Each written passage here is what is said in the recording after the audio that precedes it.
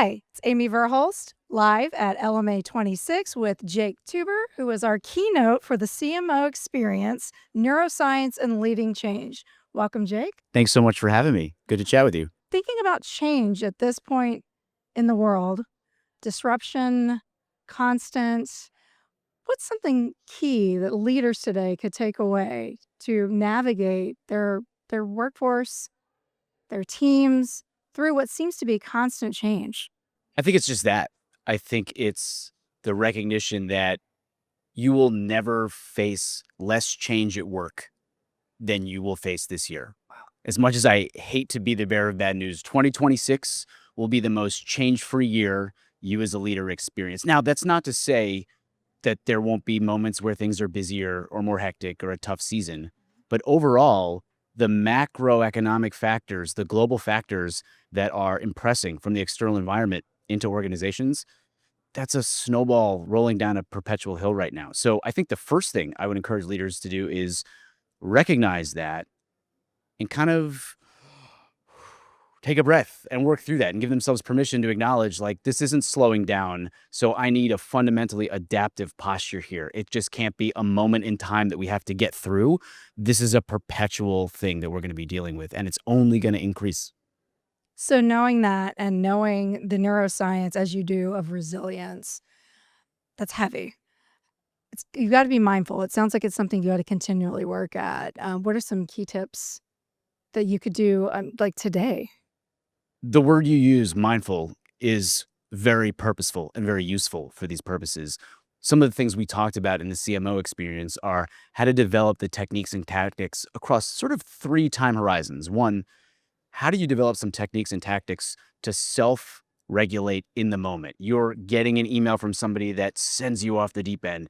You're up late ruminating on something. You're in a meeting feeling a crisis. What are some of the things you can actually do to regulate in that moment? A lot of that is mindfulness in the moment. It's breathing techniques. It's just being curious about where your energy is. It's focusing on something external to get through the tough moment.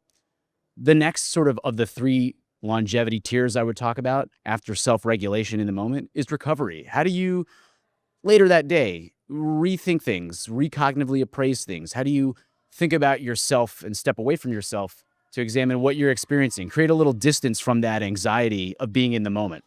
And then further out, how do you build resilience as a capability? And believe it or not, there is some strong scientific evidence, and I'm not a woo-woo guy by any means, but I've been very convinced by the data. Things like a routine mindfulness practice, expressive writing, and more than anything, I think, having peer groups, and particularly for leaders, having peers that you're routinely meeting with outside your organization. Because if they're in your organization, it's just performance in a different room, right? You're still doing the job, even if you're reassuring yourself. So having that peer support group of others who are going through a similar experience elsewhere, and that to me is one of the things that LMA is so great about. It's creating that network, and the more people can codify that and not just say, oh, let's stay in touch, but really build purposeful interaction in a routine cadence. I think that's going to be really huge for people in this environment. Yeah, and definitely something that's necessary at this time. And as you say, this being one of the toughest years, and it's just going to continue, it's perpetual. So that's key points for the leader themselves. How do they make this adaptability spread across their organization and down through the ranks so that the whole team is performing at a with resilience to meet the challenges of today? One of the things that fascinates me so much as an organizational psychologist about law firms, about professional services, any partnership writ large, is that the way power is distributed across the organization, it is a landscape with many peaks. And, they say it's tough to move mountains. It's very difficult to move a mountain range. It's very difficult to move a mountain range. So first thing is, honestly, and this sounds a little odd, but set low expectations, especially for folks in the marketing role at an organization. You're often asked to be the person who's pushing things forward because you're taking in data from the external environment and trying to figure out where that helps your organization sit. So you become a change lever. It's not easy. Give yourself permission to not feel like you have to be the thing, even if everyone's pushing you to, that is effective at this. Most organizations, most corporations, where even if you're a law firm that has a CEO or a managing partner structure where power is more centralized, most corporations don't change, even with intent. It's really difficult. It often fails. It's so much work. And so one of the things I would say is rather than trying to focus necessarily on needing to be the thing the reason your organization will change and succeed or fail years out, focus on your team. Focus on what you can do in the moments. And the thing that I really try to focus on is, first and foremost, to build resilience and adaptivity is psychological safety. It's a buzzword, it's overused, and it's not woo-woo either. What psychological safety really is an environment where information flows freely. Can you actually say what you think? Or are you mincing words? Are you cutting back? Are you withholding because you're not sure how this person will react or how that will play out? Create psychological safety. And that is often by setting up really, really important boundaries around how you encourage people to participate in meetings, how you expect people to challenge you and your ideas, what you do when there are setbacks, and how you celebrate people for bringing things to your attention and look for rather than holding their feet to the fire. How are you creating an environment where people can really say everything they're thinking? If you can do that around you, that will create more adaptivity and resilience. There's a lot of evidence that the most effective way to build resilience in an organization is through that mechanism. It's not talent that's naturally resilient. It's not ensuring commitment. It's building safety so that people can actually feel like they're happy to show up who they are at work. So powerful and so true.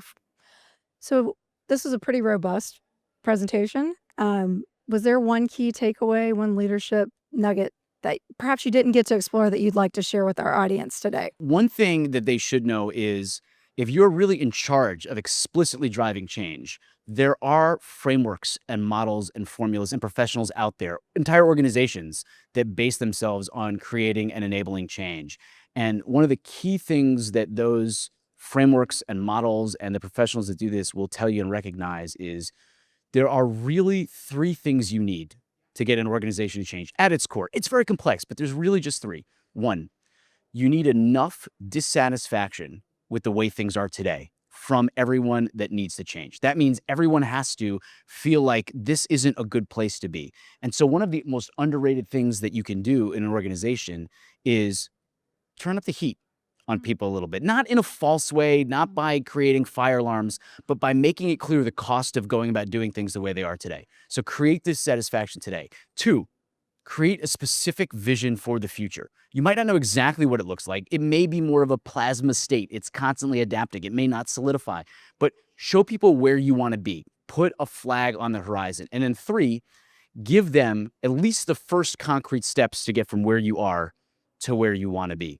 If you can do those three things, create enough dissatisfaction with the present, create a future state that is desirable, and create some steps from A to B, if those three outweigh the perceptions in the organization of the cost of change, both the actual pragmatic dollar cost and the psychological cost, which at a law firm is tough. But if they can outweigh those, that's when change happens. When they don't outweigh, that's when the seesaw of change doesn't tip and you just get resistance.